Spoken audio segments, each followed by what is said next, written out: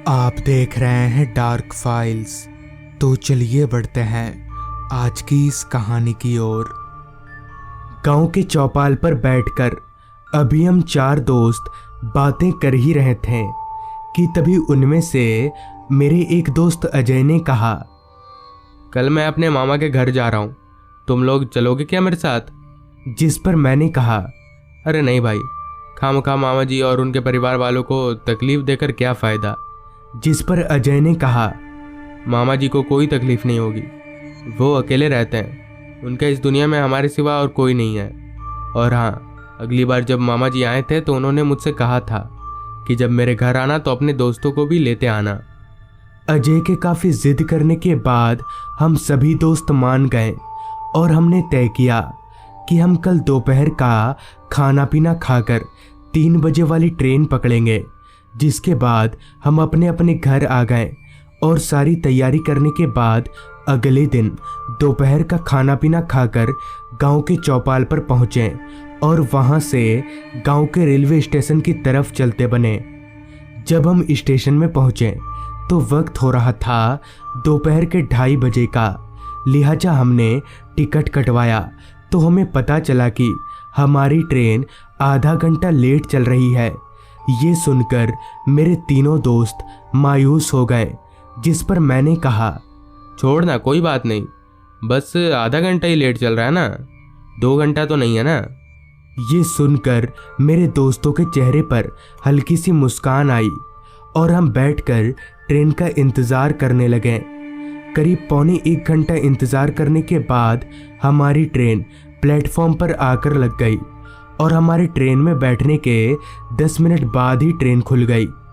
अभी हमारी train bus 2-4 स्टेशनों को पार की ही थी कि तभी बारिश शुरू हो गई, वो भी मूसलाधार।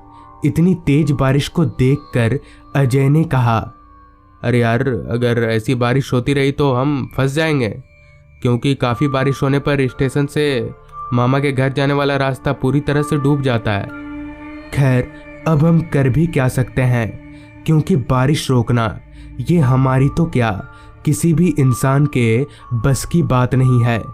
करीब 5 घंटा ट्रेन में बिताने के बाद जब हम मामा के घर के स्टेशन पर उतरे तो भी बारिश काफ़ी ज़ोरों शोरों से बरस रही थी। मैंने जब इधर उधर देखा तो मुझे लगा ही नहीं कि ये कोई स्टेशन है, क्योंकि ना तो मुझे वहाँ स्टेशन का नाम दिख रहा था और ना ही प्लेटफॉर्म पर होने वाली किसी तरह की चीज़। पूरा इलाका बस घुप अंधेरे में डूबा हुआ था।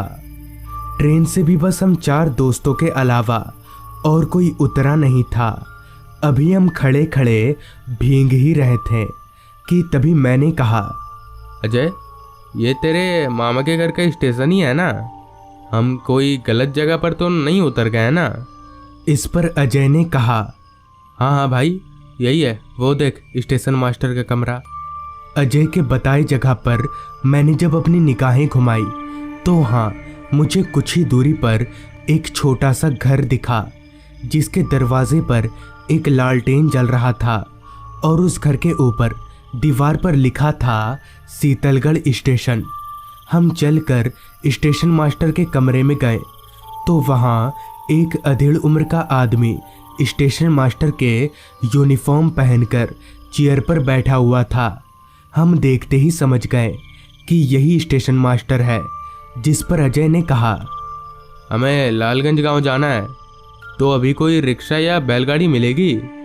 जिस पर उस स्टेशन मास्टर ने कहा, काफ़ी देर से बारिश हो रही है, जिस कारण पूरा रास्ता पानी में डूबा हुआ है, कोई सवारी तो दूर, आप लोग पैदल भी नहीं जा सकते।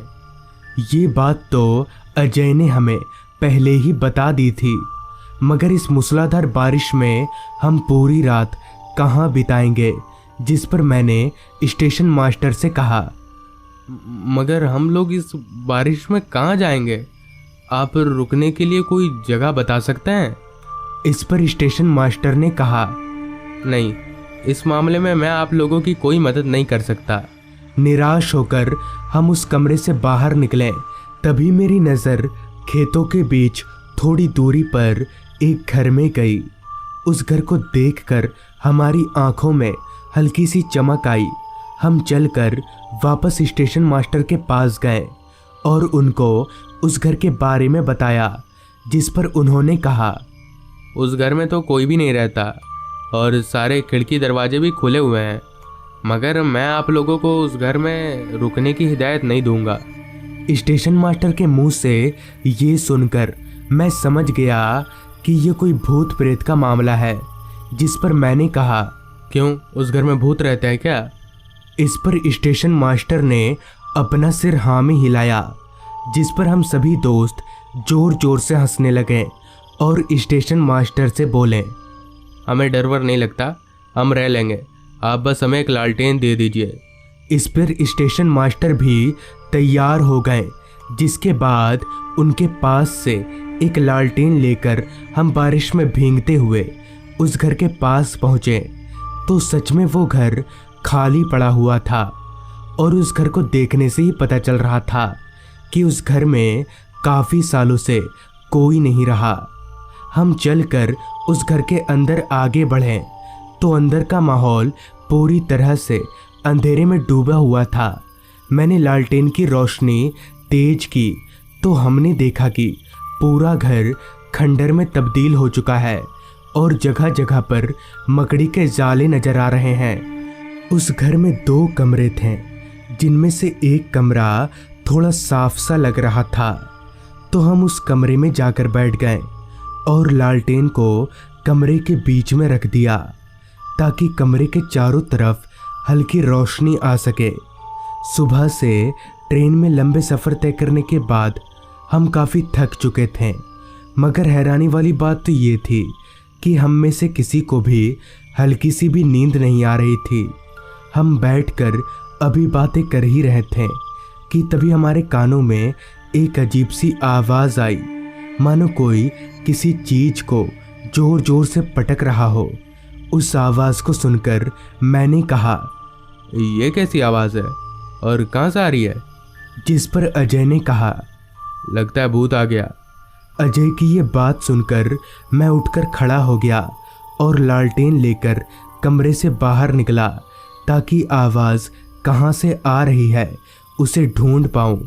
ढूंढते ढूंढते मैं बगल के कमरे में आ गया तो वहाँ मुझे ज़मीन पर एक काफ़ी बड़ा काला कपड़ा गिरा हुआ दिखा। उस कपड़े को देखकर मैं थोड़ा सहम गया, क्योंकि अभी जब मैं थोड़ी देर पहले इस कमरे को देखने आया था तब तो यहाँ कोई कपड़ा नहीं था, तो ये कपड़ा आया कहाँ से? अभी मैं ये सोच ही रहा था कि तभी वो कपड़ा अचानक से हवा में उड़ने लगा। ये देखकर मैं हक्का बक्का रह गया कि भला ये कपड़ा उड़ कैसे रहा है, यहाँ तो हल्की सी भी हवा नहीं आ रही। अभी मैं डर ही रहा था, तभी उस कपड़े ने एक आदमी का रूप ले लिया। ये देखकर मेरा पूरा शरीर जोर जोर से कपकपाने लगा और मैं दौड़कर अपने दोस्तों के कमरे में गया, जहाँ का नज़ारा देखकर मैं और सहम गया। दरअसल अब मेरे दोस्त उस कमरे में नहीं थे और वो कमरा पूरी तरह से खाली था। मुझे समझ नहीं आ रहा था कि इतनी जल्दी मेरे दोस्त कहाँ गए। अभी मैं इधर उधर देख ही रहा था कि तभी पीछे से एक आवाज़ आई, तेरे दोस्तों की तरह तू भी मरेगा।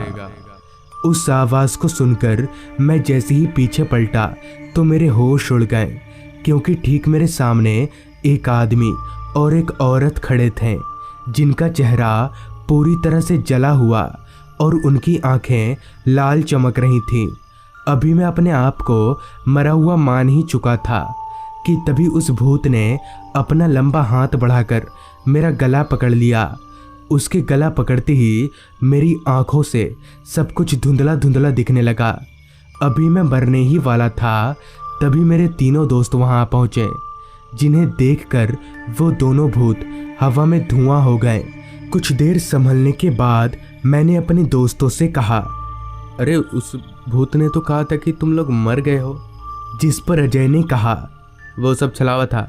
तू जब उस कमरे में गया तो वो भूत तेरा रूप लेकर हमारे पास आया और तेरी आवाज़ में कहा, इस घर से जल्दी चलो। उसकी बात मानकर हम लोग घर से बाहर चले गए। कुछ दूर चलने के बाद तेरा रूप लेने वाला वो भूत गायब हो गया। तब हम दौड़कर इस घर में आए। अजय की बात खत्म होने के बाद हम वापस स्टेशन मास्टर के कमरे में गए और उनको पूरी बात बताई, जिस पर उन्होंने कहा, आज से 2 साल पहले उस घर में एक पति पत्नी रहा करते थे। एक दिन उस घर में आग लग जाने के कारण उनकी मौत हो गई। तब से उनकी आत्मा उसी घर में भटकती है। तो दोस्तों, ये थी आज की कहानी। अगर आपको ये कहानी अच्छी लगी हो तो चैनल को सब्सक्राइब कर लें। तो मैं आर्यन जल्द ही मिलूंगा आपसे ऐसी ही एक कहानी के साथ।